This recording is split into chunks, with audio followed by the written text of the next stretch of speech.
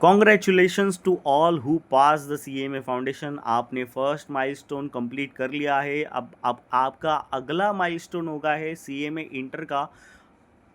और मैं अपने बारे में बताऊँ तो मैं हूँ CMA फाइनलिस्ट ऋषिकेश कदम, और ये है मेरा चैनल। तो आज मैं आपको सब इन्फॉर्मेशन देने वाला हूँ CMA इंटरमीडिएट के। इसमें आपको कोई प्रॉब्लम नहीं आएगा। CMA इंटरमीडिएट का मैं फुल डिटेल में इन्फॉर्मेशन दूंगा। आपको अगर ये PDF चाहिए तो डिस्क्रिप्शन बॉक्स में, नहीं तो कमेंट सेक्शन में लिंक दे दूंगा, तो वहाँ से डाउनलोड करना। और हाँ, मैंने सर्टिफाइड कॉपीज़ एंड MCQs भी सब कुछ PDF दे चुका हूँ, तो वहाँ पे सब अवेलेबल है। तो आपको वो डाउनलोड करना है और देखना है, दैट्स इट। बाकी कुछ करने की ज़रूरत नहीं है। अब देखते हैं, देखो क्या क्या मैं इस वीडियो में क्या क्या मतलब बताने वाला हूँ। तो आपको बताने वाला हूँ कि सब्जेक्ट्स कौन से हैं, इंपॉर्टेंट चैप्टर्स कौन से हैं उनके, ठीक है। देन उसके बाद स्किल ट्रेनिंग, काफ़ी लोगों को पता नहीं होता स्किल ट्रेनिंग क्या होती है, तो उस स्किल ट्रेनिंग के बारे में बताने वाला हूँ। देन आर्टिकलशिप चालू करनी चाहिए नहीं नहीं करनी चाहिए, उसके बारे में बताऊंगा। देन उसके बाद what is the set off and losses, मतलब sorry, set off and benefit क्या होता है, सेट ऑफ बेनिफिट क्या होता है, उसके बारे में बताऊंगा। देन उसके बाद एग्जामिशन इन सब्जेक्ट, ये क्या होता है। ये CMA इंटर में सब कुछ नया नया आपको पता होना चाहिए कि एग्जैक्टली होता क्या है और ये कैसे बेनिफिट करता है आपको। तो चलिए मैं आपको अभी शुरू करता हूँ, ठीक है। तो CMA इंटर के सब्जेक्ट्स आपको पता ही होंगे कि भाई 4 सब्जेक्ट है, मतलब ग्रुप 1 में 4 है, ग्रुप 2 में 4 है, ऐसे दो दो सब्जेक्ट करके रखे हुए हैं। तो सबसे पहले हमारा ग्रुप 1 देखते हैं, तो बिजनेस लॉ, फाइनेंशियल अकाउंटिंग, जो कि नॉर्मल वाले सब्जेक्ट्स है, आपने अभी फाउंडेशन दिया है, आपको पता ही होगा। कॉस्टिंग, ये भी आपने पढ़ा ही होगा। टैक्सेशन, टैक्सेशन आपके लिए एक नया सब्जेक्ट है, काफ़ी ईजी सब्जेक्ट है, डरना नहीं है इससे, ठीक है, बिल्कुल नहीं डरना है। काफ़ी सीनियर्स आपको बोलेंगे कि यार नहीं, खतरनाक है, ऐसा कुछ नहीं है। अल्लू अल्लू पंडू आंडू पांडू है सब्जेक्ट, कुछ ज़्यादा है नहीं उसमें, ठीक है।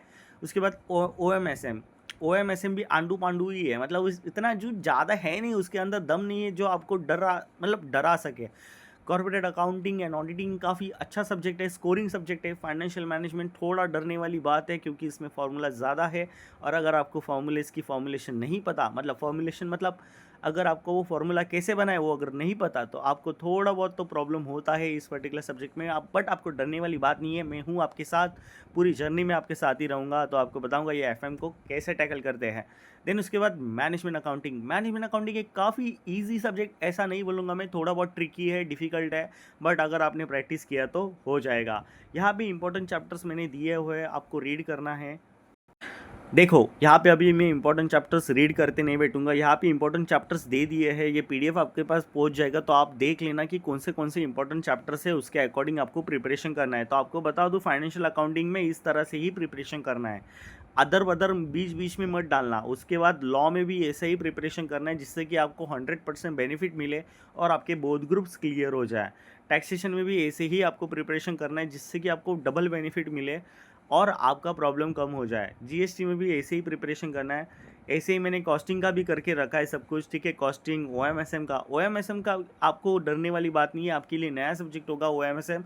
वो दिखने में डरावना है, बट है फुद्दू सा, मतलब एकदम छोटू छोटू कुचू कुचू, ऐसा ऐसा वाला सब्जेक्ट है वो, ठीक है। तो उसके लिए आपको COC एजुकेशन के मयंक अग्रवाल सर है ना, उनका मैराथन देखो। देखो ये पेड प्रमोशन नहीं है, मैंने उनका खुद देखा था, इसके लिए मैं आपको सजेस्ट कर रहा हूँ, दैट्स इट। मैंने कोई पैसा नहीं लिए है COC एजुकेशन से इसको प्रमोट करने के लिए, ठीक है। मयंक अग्रवाल सर को कोई पैसा वीसा नहीं लिया है, डिस्क्लेमर देते थे, नहीं तो बोलेंगे भाई प्रमोट कर रहा है तू। नहीं, मैंने खुद देखा हूँ उनका रिवीजन वीडियोज़ से, परचेज नहीं किया था क्लासेस, रिवीजन वीडियोज़ से देखा था मैंने, that's it.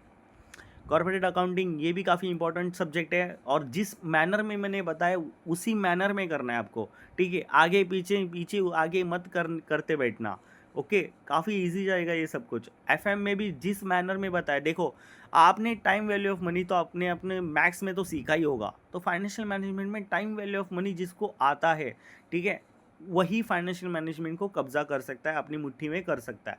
Because time value of money के बिना अगर आपने ये पर्टिकुलर सब्जेक्ट चालू किया, टाइम वैल्यू ऑफ मनी मतलब सिंपल इंटरेस्ट क्या होता है, कंपाउंड इंटरेस्ट क्या होता है, फ्यूचर वैल्यू क्या होती है, प्रेजेंट वैल्यू क्या होती है, ये जो पर्टिकुलर एन्यूटी क्या होती है, ये वो जो भी है, ये अगर आपको नहीं पता है ना, तो ये पर्टिकुलर सब्जेक्ट में आपको थोड़ा बहुत प्रॉब्लम होने की चांसेस है। तो इसके लिए आपके बेसिक्स जो है वो कमाल के रख लीजिए, मतलब फाउंडेशन में जो भी मैथ्स पढ़ा था आपने बिजनेस वाला, तो वाला आपको यहाँ पे यूज़ होगा, जो कि टाइम वैल्यू ऑफ मनी है। तो टाइम वैल्यू ऑफ मनी का आपको यूटिलाइज करना है, अच्छे से पढ़ना है, ओके।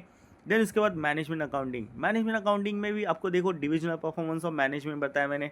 ये काफ़ी इजी वाला चैप्टर है यार, काफ़ी इजी वाला, मतलब जिस प्रकार से मैंने जिस ऑर्डर से मैंने बताया ना, उसी ऑर्डर से करना है आपको, जिससे कि आपको डबल बेनिफिट मिल जाए। अब आते हैं हम स्किल ट्रेनिंग के ऊपर। देखो स्किल ट्रेनिंग 4 पार्ट्स में है। एक तो कम्युनिकेशन स्किल्स, ठीक है, जो कि एनपीटीईएल करवाता है। दूसरा है ई फाइलिंग, तीसरा है एमएस ऑफिस, चौथा है टैली। अब देखो टैली और कम्युनिकेशन स्किल्स ये तो आपका ऑनलाइन ही रहेगा, मतलब अगर आप ओरल हो या फिर पोस्टल हो, आप दोनों के लिए भी क्या रहेगा, ये ऑनलाइन रहेगा। मतलब क्या करेगा, इंस्टीट्यूट आपको मेल भेजेगा, आपको मेल पे जाना है, उस पर लॉगिन करना है। कम्युनिकेशन स्किल्स के लिए बोल रहा हूँ मैं, उस पर लॉगिन करना है, जब भी इंस्टीट्यूट आपको मेल भेजेगा। लॉगिन करने के बाद वो जो 12 असाइनमेंट्स होते हैं, वो 12 असाइनमेंट्स करने हैं, जैसे कि मैंने अभी देखो बताया। अगर आपको ये 12 असाइनमेंट्स में कैसे लॉगिन करते क्या करते, तो मेरे चैनल पे सब कुछ अवेलेबल है, मैं लिंक्स दे दूंगा, वहाँ से देख लेना, ठीक है। बट कभी करना है जब भी आपको इंस्टीट्यूट मेल करेगा, तभी करना है, अदरवाइज आपको नहीं करना है, ठीक है। देन उसके बाद टैली का भी इंस्टीट्यूट आपको मेल भेजेगा, ठीक है, वो लेक्चर्स का मेल भेजेगा, लिंक्स भेजेगा, तो वहाँ से आपको अटेंड करना है टैली। अब टैली में जो मैम है वो असाइनमेंट्स देती है, तो वो असाइनमेंट्स करना मतलब प्रैक्टिस पर्पज़ के लिए है। ऐसा इंस्टीट्यूट के एक मेल में लिखा हुआ था कि this is just for the practice purpose, it is not exam oriented, ठीक है, ये एग्ज़ाम ओरिएंटेड नहीं है, बस प्रैक्टिस के लिए है। अगर आपको करना है तो करो, नहीं करना है तो मत करो, ठीक है, कोई इशू वाली बात नहीं है। अब आते हैं मेन इंपॉर्टेंट वाले पॉइंट पे। यहाँ पे काफ़ी लोगों को कन्फ्यूजन रहता है, ई filing and MS office. E filing and MS office, अगर आप पोस्टल वाले हो, पोस्टल वालों को तो कोई टेंशन लेने वाली बात ही नहीं है, क्योंकि पोस्टल वालों के लिए क्या होता है ना, पोस्टल वालों के लिए है अपने इंस्टीट्यूट वाले, तो इंस्टीट्यूट वाले आपको क्या करेंगे, मेल भेजेंगे, ठीक है। तो पोस्टल वालों को ऑनलाइन सब कुछ मिलेगा, उनको टेंशन लेने वाली बात नहीं है, आपको किधर भी नहीं जाना है। पोस्टल वालों का ऑफलाइन नहीं होगा, ऑनलाइन ही होगा। अब आते हैं ओरल वालों पे। जो ओरल वाले रहते हैं ना, उनको 2 तरीके से होता है। एक तो चैप्टर डिसाइड करता है कि उनको ऑफलाइन करवाना है या फिर ऑनलाइन करवाना है, ये चैप्टर डिसाइड करता है। अगर उन्होंने ऑफलाइन कंडक्ट करवाया, तो आपको चैप्टर जाके ई फाइलिंग एंड एमएस ऑफिस का ये पर्टिकुलर जो है कोर्स जो है स्किल ट्रेनिंग का, वो कंप्लीट करना पड़ेगा, और वो करना कंपलसरी है। ये सब कुछ करना कंपलसरी है, आपको करना ही पड़ेगा। अगर आपको ऑनलाइन बोला है, ओरल वालों को ऑनलाइन बोला है चैप्टर वालों ने, तो चैप्टर वाले आपको एक लिंक भेजेंगे, आपको वो लिंक पे जाके रजिस्टर करना है। वो रजिस्टर करने के बाद आपको डेट्स दिए जाएंगे, उसी डेट्स में क्या हो जाएगा, वो ऑनलाइन नहीं तो ऑफलाइन, इन दोनों में से कुछ ना कुछ वो करवा ही देंगे आपका, ठीक है। ऑनलाइन करवाया, ओरल वालों के लिए बोल रहा हूँ मैं, ऑनलाइन करवाया तो आपसे अटेंडेंस लेंगे, तो अटेंड करना है। अगर अटेंडेंस नहीं दिखा तो आपका प्रॉब्लम हो सकता है। पोस्टल वालों, आप भी अटेंड करना ही करना है, ठीक है। ये हो गया स्किल ट्रेनिंग के बारे में। अब आते हैं कि भाई सीएमए आर्टिकलशिप चालू करे क्या। वैसे भी अभी हम सीएमए फाउंडेशन पास हुए हैं, तो करे क्या, बोले तो बोले क्या। तो मैं बोलता हूँ कि नहीं, मत करो अभी सीएमए आर्टिकलशिप, क्योंकि अभी भी आप बच्चे हो, आप सीएमए एस्पिरेंट हो, आपको एक्सपीरियंस नहीं है, आपको थियरी का नॉलेज नहीं है, जैसे कि टैक्सेशन क्या होता है, फाइनेंशियल अकाउंटिंग एग्जैक्टली होती क्या है, फाइनेंशियल मैनेजमेंट क्या होता है, मैनेजमेंट अकाउंटिंग क्या होता है, कॉस्टिंग क्या होता है, इसका आपको गहराई से नॉलेज नहीं आया अभी तक नॉलेज आया नहीं है, तो आप प्रैक्टिकल जाके करोगे क्या, आपको कुछ समझेगा ही नहीं। अगर आपका मैनेजर कुछ क्या बोलेगा, आपको कुछ समझेगा ही नहीं। तो आप कर सकते हो सीएमए फाउंडेशन के बाद, सीएमए फाउंडेशन पास होने के बाद, सीएमए इंटर में रजिस्टर करने के बाद आप आर्टिकलशिप चालू कर सकते हो। उसके लिए कोई भी ग्रुप क्लियर होने की ज़रूरत नहीं है। बट आई वुड प्रिफेयर कि आपका बोथ ग्रुप क्लियर हो जाए, या फिर आपका एक ग्रुप क्लियर हो जाए, उसके बाद ही सीएमए की आर्टिकलशिप चालू करें। अदरवाइज नहीं चालू करें, क्योंकि क्या है ना, फ्यूचर में प्लानिंग करने के लिए प्रॉब्लम हो जाता है। हाँ, अगर समझ लो किसी पर्टिकुलर एस्पिरेंट को 2-4 अटेम्प्ट लग चुके हैं बोथ ग्रुप के, उसने थियरी वाला नॉलेज ले लिया है, उसको चालू करना है सीएमए आर्टिकलशिप, तो वो कर सकता है। बट विदाउट थियरी का नॉलेज प्रैक्टिकल करने जाओगे तो मुंह के बल गिरोगे, ठीक है, प्रॉब्लम्स फेस करोगे। तो यही मैंने यहाँ पे लिखा हुआ है। देन उसके बाद सेट ऑफ बेनिफिट्स, ये काफ़ी इंपॉर्टेंट है। सेट ऑफ बेनिफिट्स, देखो सबसे पहले तो सेट ऑफ बेनिफिट जो होता है ना, वो होता है बोथ ग्रुप वालों के लिए। ओनली फॉर बोथ ग्रुप वालों के लिए सेट ऑफ बेनिफिट्स अवेलेबल होता है। अगर आप एक एक करके ग्रुप देने वाले हो तो आपके लिए ये बेनिफिट नहीं अवेलेबल, आप नहीं ले सकते ये बेनिफिट, ठीक है। तो set of benefit both group वालों के लिए कैसे हेल्प करता है, तो आप मान लो मेरे ग्रुप वन में 220 मार्क्स मिले मुझे, ठीक है। मैंने दिसंबर 2026 में बोथ ग्रुप दे दिया, ठीक है। अब उसमें मेरे ग्रुप वन में 2000 बोल रहा हूँ, 220 मार्क्स मिले एंड ग्रुप टू में मेरे को 180 मार्क्स मिले, तो मेरा टोटल कितना हो जाता है 400 मार्क्स। सो ये क्या होता है, बेनिफिट होता है। अब अगर फॉर एग्जांपल ये बच्चे ने सिंगल सिंगल करके दिया होता, मतलब ग्रुप वन दिया होता 220 से पास हो जाता, चलो ठीक है, दिसंबर 2026 पास। जून 2027 में ये अगर ये ग्रुप टू देता और इसको अगर 180 मिलते तो ये फेल हो जाता, बट इसने बोथ ग्रुप दे के ग्रुप वन के 20 मार्क्स इन्होंने क्या किए, ग्रुप टू में एडजस्ट कर लिए, तो इसका टोटल कितना हुआ 400। तो ये क्या हो गया, ये सेट ऑफ बेनिफिट से पास हो गया, इसको बोलते हैं सेट ऑफ बेनिफिट। तो अगर आप बोथ ग्रुप देने जा रहे हो तो आपको ये बेनिफिट मिलेगा। तो काफ़ी लोग सोचेंगे कि यार चलो यार मैं तो बोथ ग्रुप देने चाहता हूँ, तो नहीं, ये पागलपंती आपको नहीं करनी है। अगर आपका पूरा सिलेबस हो चुका है या फिर थोड़ा बहुत भी सिलेबस हो चुका है, मतलब 40% 50% सिलेबस हो चुका है, तभी आपको बोथ ग्रुप जाना है, अदरवाइज नहीं। मैं बताऊंगा उसके ऊपर, मैं आगे आऊँगा उसके ऊपर, ठीक है। तो ये सेट ऑफ बेनिफिट इस तरह से होता है, मैंने पूरा लिखा हुआ है, आप पढ़ लीजिएगा। अब आते हैं व्हाट इज एग्जेम्पशन। एग्जेम्पशन क्या होता है, एग्जेम्पशन मतलब क्या होता है ना, एक पर्टिकुलर सब्जेक्ट में आपको एग्जेम्पशन मिलता है। अब इंटर में क्या होता है सीन, कि ग्रुप वन हो गया, नहीं तो ग्रुप टू हो गया, आप कोई भी ग्रुप फेल हो जाओ, गलती से फेल हो जाओ, भगवान ना करे आप फेल हो जाओ, मेरे को नहीं लगता आप फेल हो जाओ, ठीक है। बट अगर आप गलती से अनसक्सेसफुल हो गए, अनसक्सेसफुल मीन्स फेल हो गए, बट आपने एक पर्टिकुलर सब्जेक्ट में 60+ स्कोर किया, जैसे कि मैंने यहाँ पे एफए का एग्जांपल लिया है कि एफए में मैंने 67 स्कोर किया और बाकी के सब्जेक्ट में मैं फेल हो गया था, मतलब मैंने कॉस्टिंग में फेल हो गया था। इट मीन्स मेरा ग्रुप वन तो पूरा फेल हो चुका था, बट मेरा एफए फाइनेंशियल अकाउंटिंग 67 स्कोर था, 60 के ऊपर था। तो अगर मैंने ये 60 के ऊपर स्कोर किया है तो अगले अटेम्प्ट नेक्स्ट अटेम्प्ट अगर मैं एग्ज़ाम देने बैठूँ तो ये मेरा डिसीजन रहेगा कि मेरे को एफए का पेपर देना है या नहीं देना है। अगर मैंने वो पेपर दिया तो मेरा एग्जामिशन कैंसिल।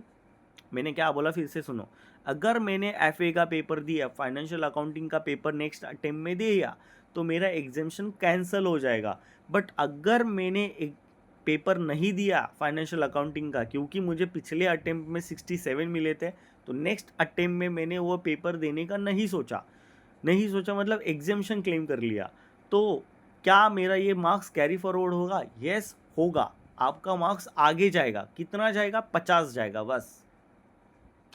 तो आपको ये कैरी फॉरवर्ड का बेनिफिट मिल जाता है फाइनेंशियल अकाउंटिंग का। तो आप पूछोगे कि भैया यार ये एग्जामिशन कितने अटेम्प्ट तक रहता है, तो आपके पास 3 अटेम्प्ट रहते हैं, 3 अटेम्प्ट, ठीक है। अभी मैंने यहाँ पे एग्जांपल दिया है कि जून 2025 में किसी को एक एग्जामिशन मिल गया, अब उसके जून 2025 के नेक्स्ट 3 अटेम्प्ट्स कौन से होंगे? सो दिसंबर 2025, जून 2026 एंड दिसंबर 2026। तो इन 3 अटेम्प्ट्स के लिए वो क्या हो जाएगा, एलिजिबल हो जाएगा एग्जामिशन के लिए। अगर वो चाहता है तो एग्ज़ाम दे सकता है, अगर नहीं चाहता तो नहीं दे सकता। अभी देखो फॉर एग्जांपल, अभी कुछ बच्चे हैं ना खुराफाती दिमाग लगाएंगे अपना, बोलेंगे कि भैया मैं दिसंबर 2025 में जाता हूँ एग्ज़ाम देने और जून 2026 में नहीं जाता हूँ वो पर्टिकुलर एग्ज़ाम का। फॉर एग्जांपल समझ लो बात को, समझ लो कि मैंने जून 2025 में एग्ज़ाम दिया एंड मैंने फाइनेंशियल अकाउंटिंग में एग्जामिशन लाया, मतलब 60+ लेके आ गया मैं, नहीं तो 60 लेके आया, ठीक है। अब क्या होगा, दिसंबर 2025 में आपने सोचा कि चलो मैं फाइनेंशियल अकाउंटिंग का पेपर देने चला जाता हूँ, ठीक है। तो जब भी आप पेपर देने जाओगे फाइनेंशियल अकाउंटिंग का, एग्जामिशन क्लेम नहीं होगा, कैंसिल हो जाएगा। तो जून 2026 में भी वो कैंसिल हो जाएगा अगर आप फेल हो गए तो दिसंबर 2025 में। तो इसी तरह से अगर आपने ये 3 अटेम्प्ट में एग्ज़ाम दे दिया तो आपका एग्जामिशन कैंसिल। एग्ज़ाम दे दिया मतलब वो पर्टिकुलर सब्जेक्ट का एग्ज़ाम दे दिया, तो जिसमें आपने एग्जामिशन क्लेम किया है, तो समझा। ऐसा वाला बात है, आप ये पढ़ोगे आपको समझ में आ जाएगा, ठीक है। अब आप पूछोगे कि भैया कितने मार्क्स कैरी फॉरवर्ड होंगे, तो मार्क्स इसमें कैरी फॉरवर्ड होंगे 50 ही मार्क्स कैरी फॉरवर्ड होंगे। बाकी के अगर फॉर एग्जांपल समझ लो मेरे को 4 सब्जेक्ट है, उसमें से एक सब्जेक्ट को मेरे को क्या आया 50 मार्क्स मुझे 60 प्लस आ गए, मैंने उसका एग्जाम्शन भी क्लेम कर लिया। अब मैंने जब ये एग्जाम्शन क्लेम किया तो मेरे को बाकी के पर्टिकुलर सब्जेक्ट में कितना मार्क्स लाने की ज़रूरत है, तो एज पर इंस्टीट्यूट आपको 150 मार्क्स मतलब 3 सब्जेक्ट मिला के 150 मार्क्स लाने की ज़रूरत है। जैसे कि मैंने यहाँ पे एग्जांपल दिया है, आपको कितना मार्क्स लाना पड़ेगा, 150 मार्क्स टोटल मिला के तीनों सब्जेक्ट का मिला के लाना पड़ेगा, ठीक है। अदरवाइज आप क्या हो जाओगे, फेल हो जाओगे अगर 150 के नीचे हुआ तो। उसके बाद में अब काफ़ी लोगों का और खुराफाती दिमाग चलता है कि भैया क्या मैं एक ही पेपर में एग्जाम्शन क्लेम कर सकता हूँ, 3 या फिर 2 पेपर में एग्जाम्शन नहीं क्लेम कर सकता। तो बिल्कुल कर सकते हो, बिल्कुल कर सकते हो। अगर फॉर एग्जांपल समझ लो कि एक पर्टिकुलर अटेम्प्ट में आपने 2 सब्जेक्ट में 60 प्लस लेके आए, बट अनफॉर्चुनेटली आप एक पर्टिकुलर सब्जेक्ट में फेल हो गए और उसकी वजह से आपका पूरा ग्रुप फेल हो गया। अब नेक्स्ट अटेम्प्ट में जाना है आपको, तो आप 2 सब्जेक्ट में एग्जाम्शन क्लेम कर सकते हो, बिकॉज ऑफ आपने दोनों सब्जेक्ट में पिछले अटेम्प्ट में 60 प्लस स्कोर किया था। 60 प्लस स्कोर करने की वजह से आगे जब भी आप एग्ज़ाम के लिए बैठोगे तो उसका एग्जाम्शन का बेनिफिट ले सकते हो। जैसे कि मैंने यहाँ पे एग्जाम्पल दिया हुआ है कि लॉ में मेरे को 68 मिला था और टैक्स में 61 मिला था। अब नेक्स्ट अटेम्प्ट में जब भी जाऊँगा ना मैं, तो मैं लॉ एंड टैक्स इन दोनों के एग्ज़ाम में नहीं बैठूंगा। तो मेरे को इंस्टीट्यूट को इंटीमेशन चला जाएगा कि भाई इसको नहीं बैठना है एग्ज़ाम्स के लिए, इसको एग्जाम्शन क्लेम करना है, ऐसा बोलना चाहता हूँ मैं। अब बात आती है कि यार एग्जाम्शन क्लेम कैसे किया जाए, क्लेम कैसे करते हैं। आप बहुत बार बोलते हो यार क्लेम करो, कैसे करें, कोई तो फॉर्म वॉर्म होगा। तो कोई फॉर्म वॉर्म नहीं है, इंस्टीट्यूट ने कुछ फॉर्म नहीं निकाला है। इंस्टीट्यूट बोलता है कि आपको जिस पर्टिकुलर सब्जेक्ट में एग्जाम्शन है, क्या बोलते हैं सब्जेक्ट में एग्जाम्शन है, उस पर्टिकुलर सब्जेक्ट के एग्ज़ाम में ही मत बैठो, एब्सेंट रहो, मतलब आपको बैठना ही नहीं है, ठीक है। अगर आपने एक पर्टिकुलर सब्जेक्ट में 60 प्लस लेके आए, उसके बाद में नेक्स्ट अटेम्प्ट में आप फिर से चले गए एग्ज़ाम देने, तो उस पर्टिकुलर सब्जेक्ट में आपको बैठने की ज़रूरत बिल्कुल भी नहीं है। आपको कोई इशू नहीं होगा, कुछ बैठने की ज़रूरत नहीं होगी। तो इसी तरह से ये हमारा पूरा CMA इंटरमीडिएट का मैंने आपको पूरा डिटेल में बता दिया है कि एग्जैक्टली होता क्या है, क्यों होता है, स्किल ट्रेनिंग क्या है, सेट ऑफ बता दिया, एग्जामिनेशन बता दिया। अब मैं बताता हूँ कि आपको दिसंबर 2026 में अटेम्प्ट देने की ज़रूरत है या नहीं है, क्योंकि काफ़ी लोग अभी जोश जोश में बहुत ग्रुप दे देंगे और अपना अटेम्प्ट लगवा लेंगे। तो ऐसा नहीं करना है बालक, ऐसा नहीं करना है। जोश जोश में होश नहीं खोना है। अगर आपका सिलेबस, में फिर से बता रहा हूँ, अभी तक आपका सिलेबस अगर 40% नहीं तो 30-40% नहीं हुआ है, तो आप बोध ग्रुप के लिए मत जाओ, बिल्कुल मत जाओ। आपको पता नहीं है आप किससे उलझ रहे हो, ठीक है। तो ये पहली बात है कि आपको बोध ग्रुप जाना है तो मत जाओ। अगर दिसंबर 2026 में बोध ग्रुप जा रहे हो तो ये गलती बिल्कुल मत करना। अगर आपका सिलेबस ख़त्म नहीं हुआ है 40% नहीं तो 45%, सिलेबस अगर ख़त्म नहीं है तो मत करो, कुछ मत करो, ठीक है। बोध ग्रुप के लिए मत जाओ। ज़ीरो से स्टार्ट कर रहे हो, एक ग्रुप के लिए जा सकते हो, कोई प्रॉब्लम नहीं है, कोई वांदा नहीं है। एक ग्रुप के लिए जा सकते हो, कोई इशू नहीं है। उसमें भी ग्रुप 1 के लिए जा सकते हो। ग्रुप 2 थोड़ा बहुत हार्ड होता है। देखो ग्रुप 2 हार्ड कैसे होता है, क्योंकि वो टेक्निकल है काफ़ी। अगर आपको ग्रुप 1 का नॉलेज नहीं होगा ना, तो ग्रुप 2 का थोड़ा बहुत प्रॉब्लम हो सकता है आपको। तो इसके लिए ग्रुप 1 का नॉलेज होना इम्पॉर्टेंट है, क्योंकि पर्टिकुलर कुछ कुछ चीज़ें होती है मतलब मैनेजमेंट अकाउंटिंग में जो कि कॉस्टिंग की रहती है, वो इम्पॉर्टेंट रहती है। अगर आपको कॉस्टिंग में नहीं पता कि ये पर्टिकुलर क्या चीज़ है, तो मैनेजमेंट अकाउंटिंग में आप पूरा मतलब समझ रहे हो, मतलब बकचोदी करके आ जाओगे। तो ऐसा नहीं करना है अपने को। तो मेरा ये मानना है, अगर आपको ग्रुप देना ही है तो एक ग्रुप दीजिए। अगर आपका ज़ीरो प्रिपरेशन है और अगर आपने पहले से ही प्रिपरेशन चालू रखा है, आपका मतलब फाउंडेशन ख़त्म हो गया एग्ज़ाम एंड आपने प्रिपेयर करना चालू कर दिया, 30-40% आपका सिलेबस हो चुका है, तो आप बोथ ग्रुप के लिए भी जा सकते हो, कोई इशू वाली बात नहीं है। बट इतना ऐसा कहना है कि थोड़ा संभाल के जाना, ठीक है, क्योंकि यहाँ पे थोड़ा इशू होता है क्योंकि आपको पता नहीं है आप किससे उलझ रहे हो। It's one of the best actually, CMA inter काफ़ी मज़ेदार है अगर देखा जाए तो, अगर अच्छे से पढ़ा जाए तो। और अगर अच्छे से नहीं पढ़े तो नाइट मेयर है काफ़ी लोगों के लिए, ठीक है, फाइनल की तरह ही नाइट मेयर है सीएमए इंटर। सीएमए फाउंडेशन तो चलो ठीक है, थोड़ा मतलब इंस्टीट्यूट बच्चे की तरह लेता है कि भाई बच्चे, छोटे छोटे बच्चे, चलो क्या ही करें हम उनका। बट सीएमए इंटर में आप बड़े भाई बन जाते हो, ज़रा बड़े बन जाते हो, तो वो बड़ों की तरह आपको टेस्ट करते हैं, तो थोड़ा संभाल के जो भी डिसीजन लेना है आपके मम्मी पापा को पूछो, आपके टीचर्स को पूछो, आपके सीनियर्स से पूछो, और सब डिसीजन आपको खुद को पूछो कि करना क्या है। जोश में होश नहीं खोना है बच्चा, जोश में होश नहीं खोना है। बहुत लोग देखे हैं मैंने जिन्होंने जोश में होश ही खो दिया। मतलब हाँ चलो फाउंडेशन क्लियर हुआ, फटाक से चलते सीएमए इंटर क्लियर कर देते, नहीं ऐसा नहीं होता। थोड़ा दिमाग लगा के सोचो, होगा कि नहीं होगा, ऐसा जोश जोश में नहीं जानेगा। दिमाग लगाओ, दिमाग लगाओ। एज अ गुड सीनियर मैं आपको बता रहा हूँ, एडवाइस कर रहा हूँ कि बोथ ग्रुप देना थोड़ा रिस्की है।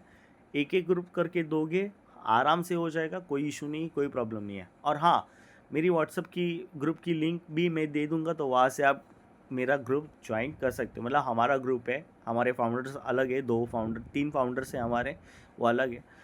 तो ग्रुप है हमारा पूरा सीएमए इंटर का, तो वहाँ पे आप ज्वाइन कर सकते हो। Thank you, bye bye.